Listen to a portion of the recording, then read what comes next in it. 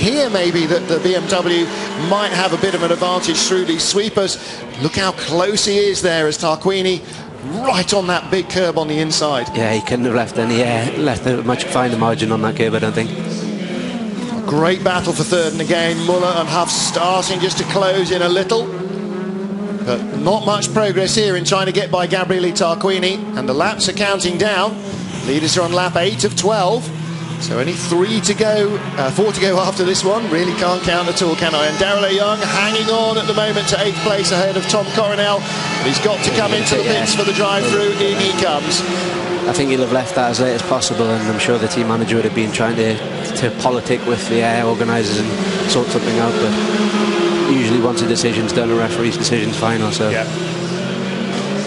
Well, here is the battle for third then. Tarquini with the red windscreen strip on his Seat, and Javi Villa again all over the back of him as Darrell Young, ironically of course, with bumpers coming adrift and heavily marked from contact from other cars, for which there has yet been no penalty, comes through to serve his drive-through, and out also, and that's interesting, goes Robert Dahlgren's Volvo, which means that they have changed the components on that right front corner, which I'm sure are the ones that were broken, damaged or bent or whatever, and he's now going out to do the remainder of the race, last 2 or 3 laps, to make sure it is ready to hit the ground running inside the top 10 in race 2. Yeah, they're not fighting for a championship, so you're right, they'll be looking at trying to make the most out of the next race. The Chevrolet is really, really close out there, Villa. Muller all over the back of the BMW, and here comes Veer. He's going to try and go around the outside, 6 into 7. That is not happening any way, shape or form, but it might liven things up a little behind. You saw from the onboard of Rob Huff, he was in 2 minds as to whether to try and go alongside Ivan Muller. I don't actually think he would have done, but he would have shown the nose. And look at this, this is really quite quick, quite tight as well, and a lot of long hang-on corners, even though they get through them pretty quickly. That's really hard work for the tyres. This sequence here, pretty quick and pretty relentless on the tyre, you know, from one tyre to the other. You know, no hint of a straight there. It's constantly loading up one side and then the other on the front-wheel drive cars, and that's, you know, that and the last corner really quite punishing. Yeah, you can see that's where Villa kind of pulls a little gap, and like you say before, on the start-finish straight, that's exactly where he pulls the gap, and I think the front-wheel drive Chevrolets are spending the rest of the lap catching up. So completing lap 9, Aluminium, the poleman, still leads from Norbert Michelis in 2nd place. Winner last year in Macau, of course, Norbert. And in 2nd position here at his home track in Hungary. There was a replacement for the race in Marrakesh that didn't happen. And is that Coronel pulling out on the... Yes, it is. Coronel is slowing. I'm not sure what's happened to Tom Coronel's car. May possibly be a legacy of contact earlier on. He may have found that the temperature suddenly started skyrocketing, but he looks like he's dropped out of the frame. For BMW then, Javi Villa is still there. Oh dear, look, ironically there's, is that Darrell or is that... It might be. No, I think that is Darrell. Oh no, it's Taniguchi, I think you're right. Yukinori Taniguchi in the other Bamboo Engineering car. Interesting, on the last lap, Alan Menu and Norbert Michelis were doing 58.9s and 58.7s respectively, where the rest of the grid are in the 2-minute 01s now, so you can see that the front two are obviously still pushing each other. Yeah, and Michelis took another 1/4 of a second out of Menu's lead last time round, so it's back down to just a second even. And here comes Villa again. Every lap he's going further and further around the outside, but he needs to be in front of him off corner 5 because he's not going to make a way through there.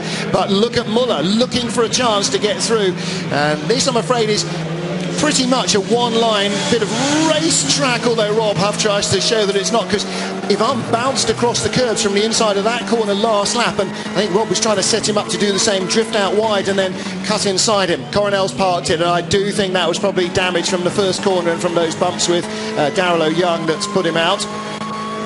He's at turn 2. No yellow flags being shown, so still an overtaking opportunity that you start on the straight. If you can run around the outside of 1 to 2, then you might have a chance to carry it. The crowd are again on their feet, holding up all their posters, waving their flags, air horns, shouts and cheers as Michelis crosses the line. 10 laps into this 12-lapper, he's in 2nd place. And he's actually gone quite a bit faster than Aluminium on that last lap as well, so I don't know if the crowd are finding out before we are. Maybe they can see it visually, but yeah, he certainly seems to be closing up with him. I tell you what, the battle for third has got their attention as well. Tarquini with Villa and Muller and Huff, and Javi Villa is going to try every inch of the way. Now he has to defend against Muller. That compromises his entry into corner one. Muller's got plenty of grip in that Chevy chassis still. Looks like he's starting to think that he can have the best of the BMW, but of course he's got to watch the mirrors, because if he makes a miscued move or goes offline to try and make a pass and doesn't get through, he'll find his teammate alongside him looking for a place as well. Huff is just as happy to pass Muller as the other two cars in front of him. Ivan can't afford to try and make a move which doesn't come off. That's the problem. If he has to back out of it because Veer turns in or something, then that means Rob's going to pass him. Yeah, and again, you know, you might say, well, it's only 5th and 6th. It is only 5th and 6th, but again, you don't want to lose the championship by a point or two that you might have given away by being unnecessarily aggressive here. I mean, we want the drivers to race hard, we want the stewards to let them race hard, and this is a good, you know, not a lot of overtaking in this battle, but Tarquini's did a stunning job to hold up three cars that are patently much quicker. They were much quicker in clear air in qualifying. They are patently much quicker. And again, look at again at the gap. Lap 8, 1.2 seconds, it's down now to 8/10, so he's taken nearly a quarter second out of Alain Menu in the last two laps, but is Menu just allowing him to come a little closer? I think the Swiss driver has got things under control, and Tarquini at the moment, well, it's like batting against a spin bowler. He's just blocking, keeping his line and length and just letting the guys behind fight themselves. It's very similar to Zolder when we saw him win that race, and he was fending off faster cars, and he pretty much held on. Obviously the experience sort of won out at the end of the day, and I guess that's what we're seeing with these experienced guys, the likes of Gabriele Tarquini and Alain Menu. They're kind of pacing the race at how fast they want to go. Oh, look at Veer though, he's not being closer than this. He's going to have a lunge into the first corner. Last lap lunge coming up. Down into corner one. Javi Veer pulls out in the BMW. He's there, he's still there. Tarquini closes the door. Too late. He was alongside Gabriele. Too late to shut the door. You need to cut in when there's no overlap. Otherwise, that is having an accident. Tarquini drifts out wide. Muller's coming around the outside. Gabriele's online and not going to let him through. And has Veer got a puncture? Well, Veer's in third at the moment, and he's almost gone off. I think maybe just some dirt on the track or some dirt on the tyres. Here comes Tarquini. Look at the run he's got coming downhill. He's looking at the inside into corner 5. Veer's got drivers in both mirrors. More contact. Veer's got the line. Tarquini's got to shut the door into 4. Veer's gone off wide, and he's still got the lunge into 5. Oh, locks up, drifts out wide. Through on the inside of Muller, and Huff picks up 1, 2 places, and Veer's still in third. Half a lap left. Menu and Mikulits are they're nearly 14 seconds in front of this battle, and Veer in third place gets into the chicane first. I imagine the stewards will want to look at a lot of people. Car 4 under investigation for the last lap. That's Alexei Dudicalo. So that may have been for the incident actually with Robert Dahlgren, or something else we haven't seen while we've been watching the front. Still the battle for third, still the same 4 cars, but it's now Javi Veer from Rob Huff, Ivan Muller, Gabriele Tarquini in danger, perhaps being caught by Thiago Montero. Crowd are on their feet. That means that the lead battle is coming through the final corner, and waiting for them, here is Alain Menu. He is going to win this race, but Norbert Mikulits is going to be on the podium in Hungary in second place. Gabriele Tarquini is not going to be on the podium. Who is? Javi Veer holds the inside line. Muller's looking at Huff for 4th, but it's going to be Veer in 3rd place, Huff in 4th, Muller in 5th. Before they come across the line, it's all settled. And then Tarquini and Montero in 6th and 7th.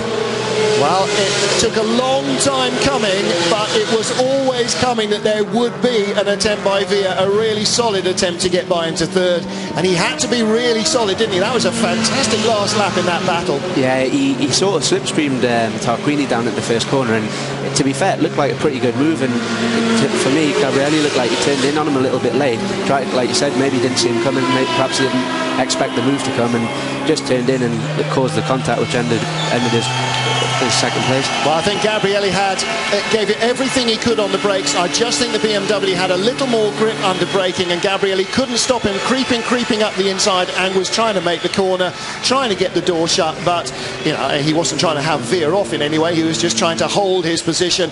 This is the view. Veer's down the inside. There is an overlap. Veer's on the inside.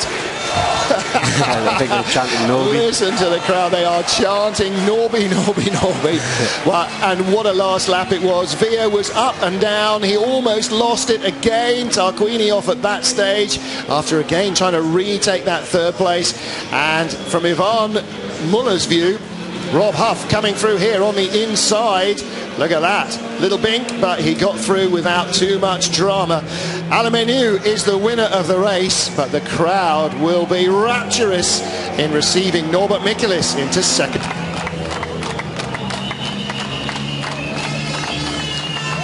Listen to this.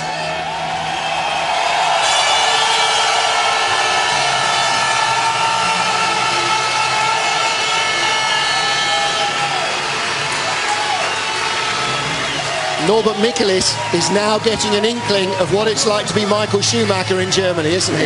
Yeah, that must feel amazing with all these people. You can hear them chanting Norby again. John Waterman congratulating our race winner, Alemeniu. Probably can barely hear themselves. The air horns and the crowd. And Michelis, look how much more relaxed he looks now. And he's going to go out and embrace family and friends and his crew. And if well, we saw the goosebumps earlier on, and if there's not tears now in that Zengo crew, then they made the tougher stuff than me. And waving the Hungarian flag, that's all the crowd can see of him over here on the far side of the track. The giant jumbo vision screen that they're watching as well will show them these pictures. But yeah, boy, when he comes out on the podium.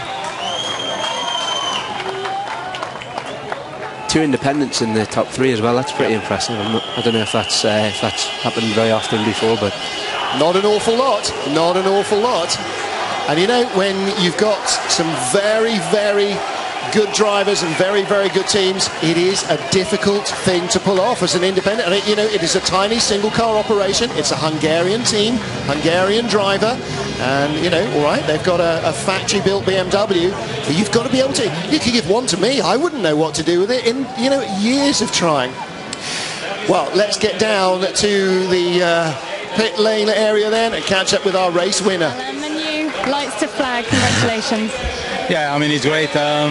You know, I mean, I knew going into the race that I had a good chance to win the race if I could lead out of the first 2 corners, let's say, and it's what happened. I had a big gap, and then I kind of like paced myself, but Michelis was very quick. He was catching me, but then I guess maybe he asked too much from his tires, because midway through he started to drop off, so I slowed down a little bit, which was good for me too. And yeah, we won. I mean, it's great. Thank you. Well, he really was pushing very hard indeed, wasn't he? And to some extent, towards the end, you got to think, you know, he was getting quicker and quicker still, almost with every lap, Norbert Michelis, but it was going to take something really enormous to try and overtake Menu. And we know he had a bit of a question mark over the car before the start of the race. What can I say? Fantastic effort from you. And look at this crowd. They're so happy for you. Yeah, they are just unbelievable, because every time I crossed the straight line, I was seeing them on my left. So it was, from inside the car, it was absolutely amazing. Thank you. Well, we might have to catch up. Maybe Louise can ask him in the interviews what the query over the car was. We're hearing from the pit lane that the team were worried a little about the car on the grid.